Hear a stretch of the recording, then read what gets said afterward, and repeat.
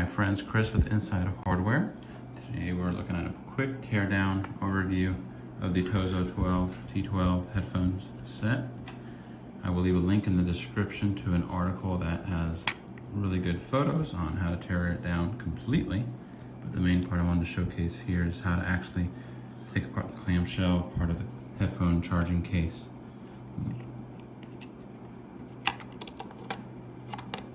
Once you have it apart, you can kind of see in better detail what's holding it together. You have 6 clips, 1 on each side, 2 in the back, and then 2 in the front.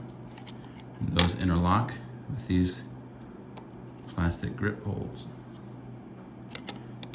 Additionally, there is a channel that goes around the entirety of the lower part of the case, and it fits into this groove to this part of the case. And there's some type of rubberized glue to help keep it waterproof as well.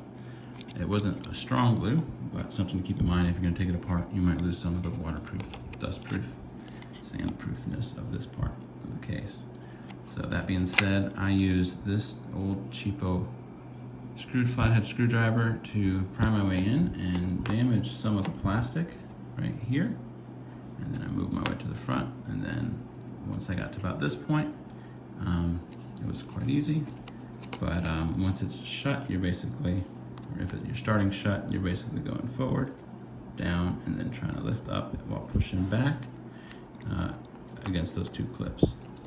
But even with the damaged plastic, these headphones have been great for me. The issue was that this case was dropped a number of times, and the first time, my left earbud stopped connecting to the magnet and actually would push away when I tried to close it in. And then the second fall was even worse. With the right headphone, there's like no way to keep it still in its place. So these 2 pretty strong magnets are affixed, in my case, right here, and then the second one here. There's not a ton of place to grip it. I will try to super glue them in, and hopefully that will do the trick, so I'll be able to close the case. Hope you found this helpful. Take a look at the link in the description for, I'm not associated with them, but they have really good pictures of the overall teardown. And thank you for watching.